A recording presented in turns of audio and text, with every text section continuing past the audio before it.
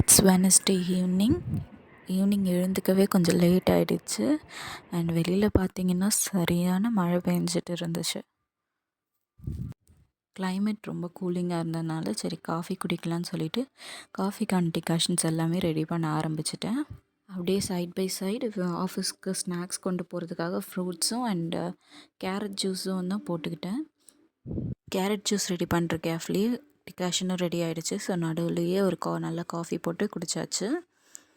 தென் carrot ஜூஸை ready பண்ணிவிட்டு ரெஃப்ரிஜிரேட்டரில் store பண்ணி வச்சுட்டு போகும்போது எடுத்துக்கலாம். அப்போ நல்லாயிருக்கும். அப்படியே நீங்கள் வெளியில் வச்சிட்டிங்க அப்படின்னா அது கெட்டு போயிடும் சம்டைம்ஸ்.